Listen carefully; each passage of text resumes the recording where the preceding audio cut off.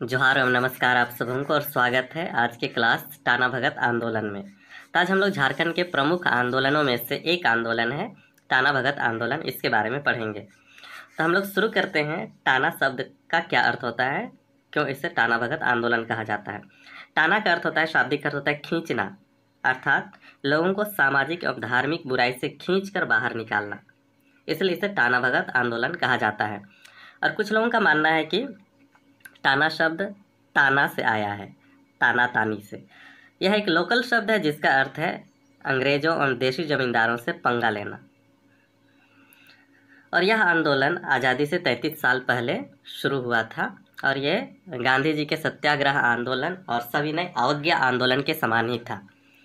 तो हम लोग देखते हैं टाना भगत आंदोलन के जनक कौन थे, उसकी जीवनी के बारे में संक्षिप्त परिचय देखेंगे और उनका क्या उद्देश्य था। और धीरे धीरे वो ये धार्मिक आंदोलन कैसे सामाजिक आंदोलन का रूप लेता है और सामाजिक आंदोलन के बाद धीरे से यह एक राजनीतिक आंदोलन बन जाता है और इसे किस तरह से अंग्रेज सरकार दबा देती है। टाना भगत आंदोलन उरांव आदिवासियों के लिए एक सामाजिक एवं धार्मिक सुधार का काल रहा था, जो भक्ति आंदोलन से प्रभावित था। हमने भक्ति आंदोलन का इतिहास पढ़ा है। टाना भगत आंदोलन के जनक जतरा भगत थे, जिनका जन्म 2 अक्टूबर 1888 ईस्वी में झारखंड के गुमला जिले में चिंगरी नावाटोली नामक ग्राम में हुआ था, जो आज बिशुनपुर प्रखंड में पड़ता है। तो इसका जन्म 2 अक्टूबर 1888 में हुआ था, चिंगरी नावाटोली गुमला जिले में बिशुनपुर प्रखंड में हुआ था। इनके पिता का नाम कोहड़ा भगत एवं माता का नाम लिबरी भगत था। जतरा भगत का विवाह बुधनी उराइन नामक युवती से हुआ था।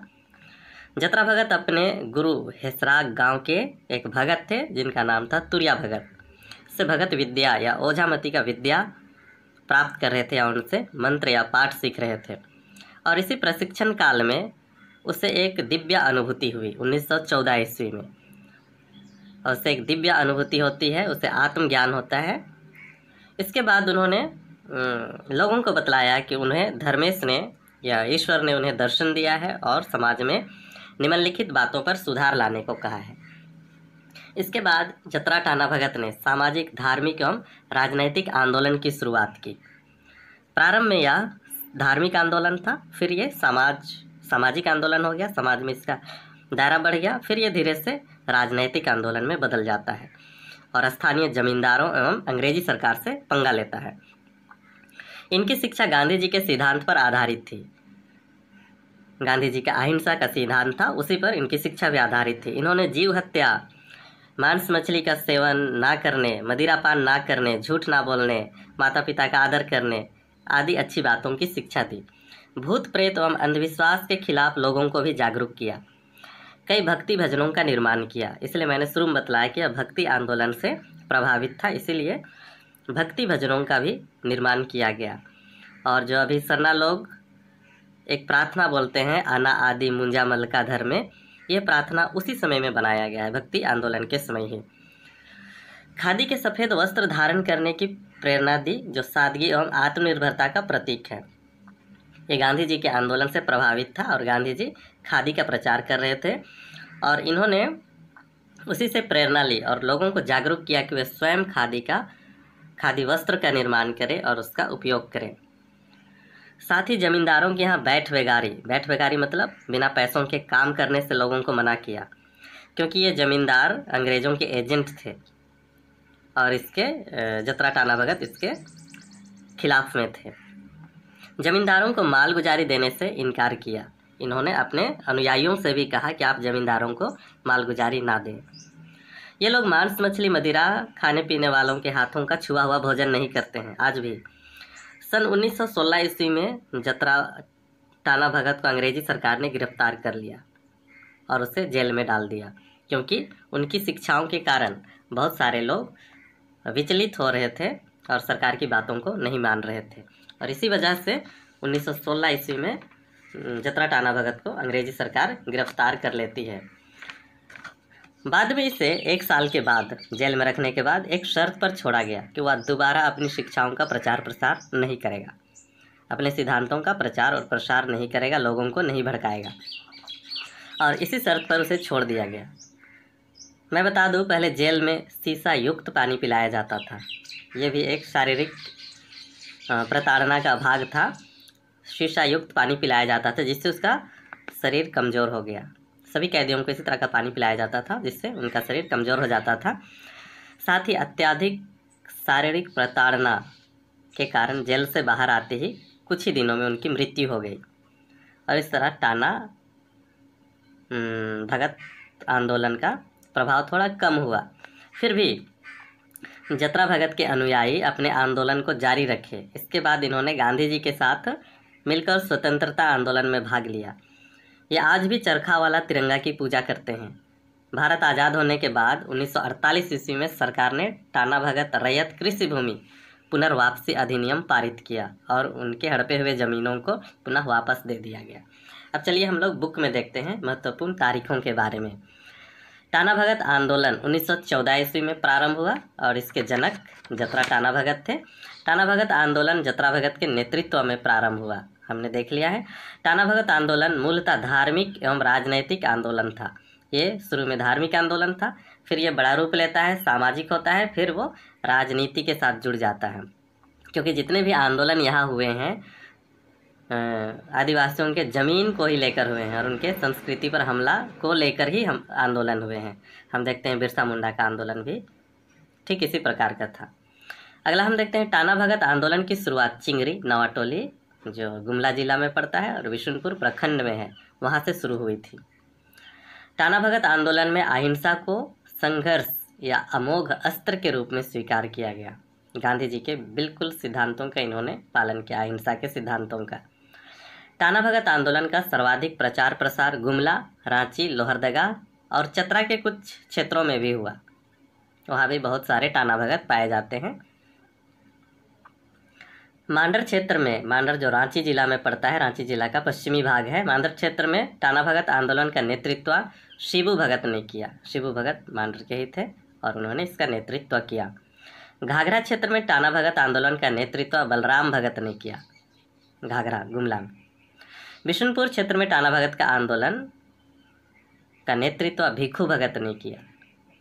ये जतरा टाना भगत की मृत्यु के बाद भिखू भगत ने उसका नेतृत्व किया। देवमनिया नामक महिला टाना भगत आंदोलन से जुड़ी थी और टाना भगत आंदोलन की एक नायिका थी, वो थी देवमनिया, और ये महिलाओं के बीच में जागरूकता लाती थी। देवमनिया ने राष्ट्रीय आंदोलन में बढ़ चढ़कर हिस्सा लिया। इन्होंने भारतीय स्वतंत्रता संग्राम में बढ़ चढ़कर हिस्सा लिया।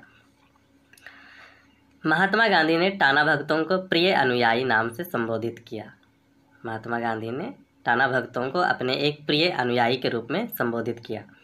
1921 ईस्वी में महात्मा गांधी द्वारा चलाए गए नागरिक अवज्ञा आंदोलन में टाना भक्तों ने सिद्धू भगत के नेतृत्व में भाग लिया 1921 में। और 1940 ईस्वी में कांग्रेस के रामगढ़ अधिवेशन में टाना भक्तों ने महात्मा गांधी को 400 रुपये की थैली भेंट की। अर्थात 1940 ईस्वी में सभी टाना भक्तों ने चंदा इकट्ठा किया और राष्ट्रीय आंदोलन की गतिविधि को तेज करने के लिए उन्होंने 400 रुपये का थैली नहीं दिया, लेकिन थैली में पैसे भरकर दान दिया था। झारखंड की उरांव जनजाति ने राष्ट्रीय आंदोलन में बढ़ चढ़कर हिस्सा लिया। और भी दूसरे आंदोलन हैं जिसकी चर्चा हम लोग अगले क्लास में करेंगे जो उरांव जनजाति से रिलेटेड है। टाना भगत आंदोलन के अनुयायी महात्मा गांधी से ज़्यादा प्रभावित थे। वो महात्मा गांधी से ज़्यादा प्रभावित थे, इसलिए आज भी वे तिरंगा को अपना आदर्श मानते हैं, चरखा वाला तिरंगा को, और उसकी पूजा भी करते हैं। हर टाना भगत के घर में वो झंडा आंगन में गाड़ा हुआ आपको मिलेगा। टाना भगत आंदोलन के अनुयायी महात्मा गांधी से ज़्यादा प्रभावित थे, हमने देख लिया। टाना भगत आंदोलन में परंपरागत अर्थात झूम खेती की तरफ लौटने का आह्वान किया। उन्होंने परंपरागत तरीके से खेती करने का आह्वान किया क्योंकि उरांव का मुख्य पेशा खेतीबाड़ी ही था। टाना भगत आंदोलन धार्मिक से सामाजिक बना, यहाँ छूट गया है सामाजिक, फिर राजनैतिक आंदोलन में परिवर्तित हुआ। टाना भगत आंदोलन जनजातीय आंदोलन था जिसका स्वरूप राष्ट्रीय था। ये एक प्रकार का जनजातीय आंदोलन होते हुए ये राष्ट्रीय रूप में विकराल रूप ले लिया। टाना भगत आंदोलन का उद्देश्य स्वशासन का स्थापना था। टाना भगत भी चाहते थे, क्योंकि वे गांधी जी से प्रभावित थे और वे चाहते थे कि वे उनकी स्वशासन व्यवस्था बनी रहे। गांव की जो प्रशासनिक व्यवस्था है, पारंपरिक प्रशासनिक व्यवस्था है, वह बनी रहे। टाना भगत आंदोलन के जनजातीय आंदोलनों में राजनीतिक जागरण का अधिक स्पष्ट प्रभाव देखने को मिला। तो इसी आंदोलन में जनजातीय लोगों में राजनैतिक जागरूकता और राष्ट्रीयतावाद का प्रभाव देखने को मिलता है। रांची जिला टाना भगत पुनर्वास अधिनियम 1948 में पारित हुआ। और ये क्या था? रांची जिला टाना भगत पुनर्वास अधिनियम, ये आज़ादी के बाद लागू किया। और इस अधिनियम के तहत टाना भगतों की जो भूमि हड़प ली गई थी जमींदारों के द्वारा, तो इनकी कृषि रैयत भूमि को पुनः वापस कर दिया गया। जनजातीय आंदोलन का मुख्य कारण दिकुओं का शोषण था। इसमें दिकु मतलब बाहरी लोग। बाहरी लोगों में यहाँ के स्थानीय जमींदार भी आते हैं जो झारखंड के बाहर से आए थे, और अंग्रेज भी आते हैं। तो इन दोनों तरह के लोगों को दिकु बोला जाता है। और इन्हीं के शोषण, आर्थिक शोषण, सामाजिक शोषण के कारण यह आंदोलन शुरू हुआ। उम्मीद है आपको अच्छा लगा और स्पष्ट हो गया होगा। Thank you. मिलते हैं नेक्स्ट क्लास में।